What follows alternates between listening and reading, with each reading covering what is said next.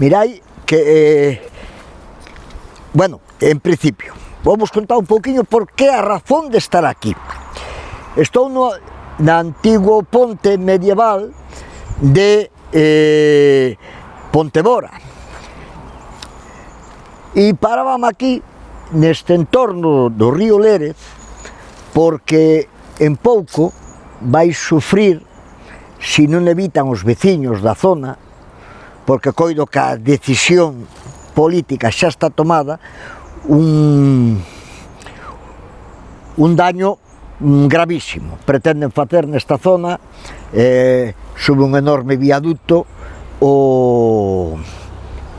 unha circunvalación de Pontevedra. E este entorno vai no sufrir moitísimo. Bueno, vamos a intentar que non se faga así.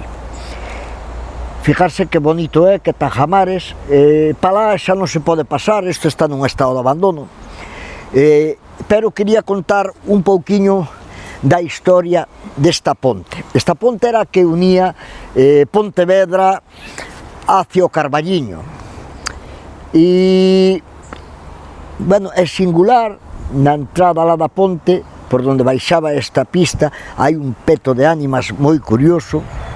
Tamén aquí a salida, un cruceiro, lóxicamente eran sitios que había que protexer, non? Porque había moito tipo de bichería, non? Xa vos contarei un día de que se protexía a xente. Ten uns tajamares impresionantes para ca estrutura da ponte non sufrira, pero aquí pasou que no ano 1809 os veciños de Terra de Montes, Cerdedo, Cotobade, por aí arriba, estaban llenando, ofrecendo unha resistencia grande, asaltando algún acuartelamento francés. Os franceses tiñan en cada pequeno pueblo un grupo de militares, non? Como podría ser hoxe unha pequena comisaría de policía ou de guardia civil, para poñer orden e respeto.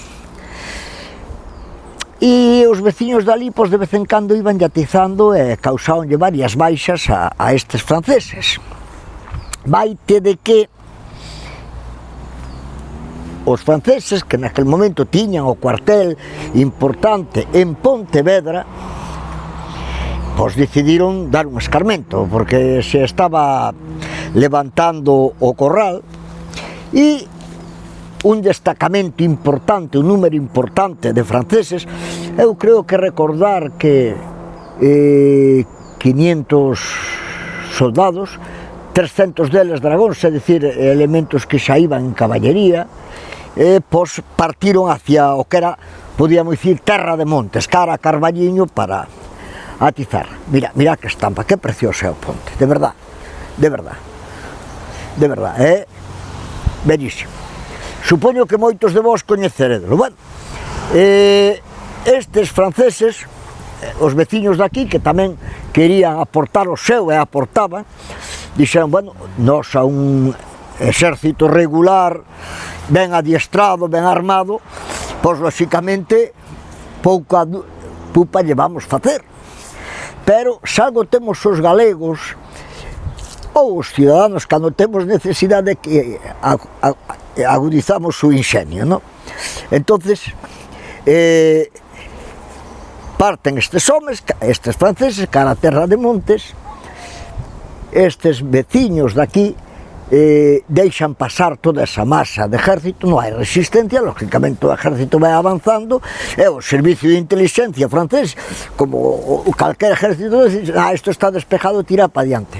E sabedes que generales e oficialidade veñen moitísimo tempo detrás, estes nunca lles chega un tiro, aínda hoxe, na actualidade, é difícil que sempre chega a tropa da pé.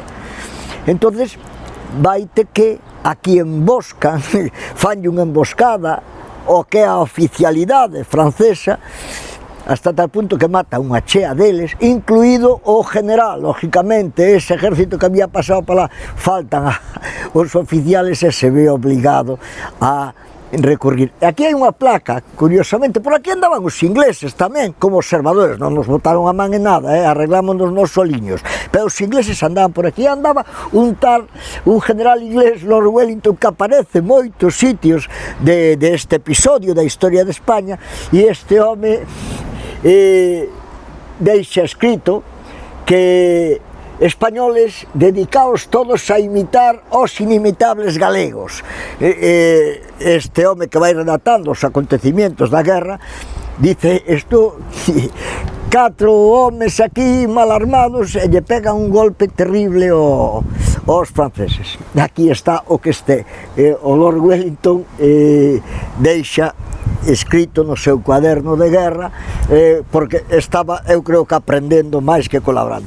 E aquí, bueno, pois, a outro lado do ponte, falamos que alá había un, pa parte alá, e que hai outro retablo de ánimas, pois, un pouco, pois, para protexer o que pasaba neste camiño, porque aparte dos franceses había outra serie de encantamentos e cousas que pasaban nos pontes, pero neso é outro día.